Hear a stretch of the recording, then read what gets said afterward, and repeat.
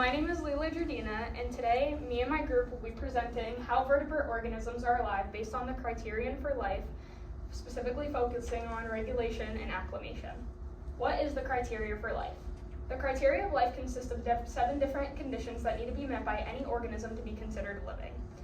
The 7 criteria for life include order and organization, response to the environment, evolutionary adaptation, growth and development, reproduction, energy processing and obtaining nutrients, and regulation and acclimation to the environment, which is what this presentation is about. Criterion for life, regulation and acclimation to the environment. In this PowerPoint, we'll be focusing on the ways in which vertebrates are alive based on the specific criteria for life, regulation, and acclimation to the environment. Although each standard for the criteria of life is vital in determining whether a vertebrate could be considered living, regulation and acclimation play a particularly interesting and important role. What are regulation and acclimation to the environment? Regulation is defined as the process by which organisms maintain a stable internal environment by adjusting to changes in their internal and external conditions, otherwise known as homeostasis. Acclimation is more of a subcategory of regulation. It is defined as a key characteristic of living organisms that allows them to survive by making reversible psychological and physiological adjustments to change in their environment.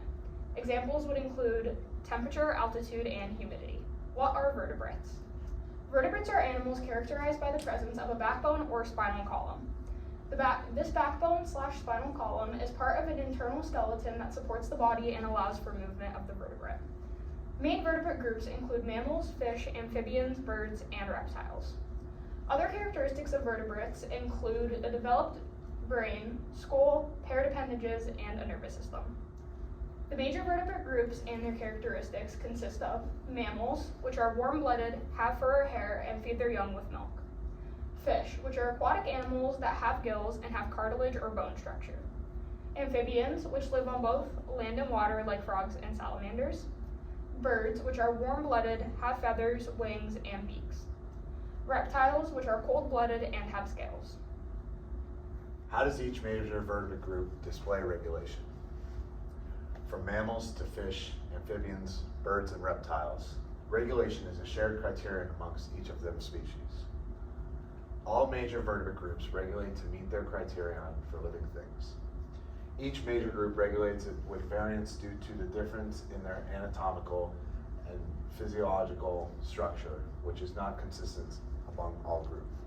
How do they regulate physiologically?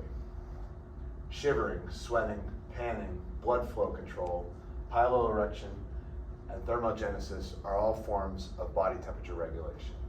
Shivering consists of muscle contractions that generate heat. Sweating consists of glands that release moisture, allowing for body temperature cooling. Panting cools the body from increasing respiratory surface evaporation. Blood flow control has 2 sections. Vasoconstriction, which reduces blood flow to conserve heat, and vasodilation, which increases blood flow to conserve heat. Piloerection is when your hair stands up to trap air that insulates the body, same as goosebumps. Thermogenesis is heat that is produced through metabolic processes. Some examples are brown adipose tissue. How do they regulate behaviorally? We talked about how they regulate temperature. Now we're going to talk about how they regulate behaviorally. Some 4 things that they do are seeking shelter, social behavior, shelter construction, and activity timing. In seeking shelter, they move from colder to warmer places. They burrow, they seek shade, and during that they alter heat exchange. Social behavior is when a species shares body heat with other individuals in a group by huddling close by one another.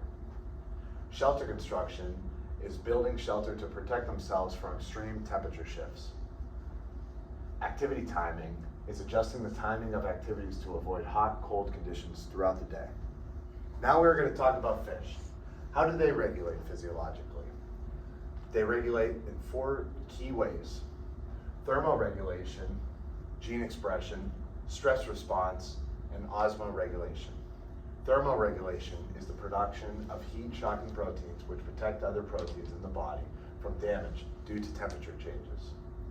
Gene expression is turning on or off of genes to produce aid in regulating body processes through enzymes. Stress response is when elevating cortisol levels to inhibit feeding and reproduction to allow the body to prioritize energy for stress. Osmoregulation has two key ways: managing water and salt and drinking. Now, how do the fish regulate behaviorally? Two main ways is thermoregulation and foraging. Thermoregulation consists of navigating to preferred temperatures, flow refuging, vortex capture, and modulating movement. Navigating to the preferred temperatures is a biased swimming pattern to seek temperatures to inhabit. Flow refuging is moving to areas of reduced flow. Vortex capture is the use of energy from vortices to help movement. Modulating movement is the adjustment in turning behavior and swimming speed based on temperature. In foraging, you have appetite regulation, stress and feeding, and temperature and feeding. Appetite regulation is hormones that are used to regulate feeding behavior, induce, reduce hunger. Stress and feeding, the HPA axis, suppresses foraging behavior. Temperature and feeding is increasing eating during the ideal temperatures to conserve energy. Next, we have amphibians and how they regulate physiologically. We have osmoregulation, where regulating water and salt balance using skin, urinary bladder, and kidneys to change excretion rates in response to environmental changes. We also have stress response, where HPA axis affects growth and reproduction by regulating stress hormones. And we have energy and metabolism, where energy production and metabolic rates are shifted due to environmental stressors impacting cellular processes. Next, we look at amphibians and how they regulate behaviorally. We have thermal regulation, which is seeking out environments of ideal temperature, moving to different regions or depths to regulate body temperature. Next, we have hydroregulation, which is moving to moister habitats to minimize water loss. Then we have social and reproductive behaviors. We have vocalization, which is males call to attract mates. And we have courtship rituals, which is some species use courtship rules and dances to attract females. Then we have communal behaviors, which is huddling together to maintain body heat and protect eggs from predatory factors. Next, we look at birds and how they regulate physiologically. We have thermoregulation, which is the regulation of heat gain and loss by increasing blood flow to bills and legs and heat, and constricting blood flow to those areas in cold to conserve heat. We also have circadian and annual clocks, which is internal clocks that regulate daily and seasonal rhythms to create breeding cycles, migration, and molting responses to seasonal change. Then we look at birds and how they regulate behaviorally.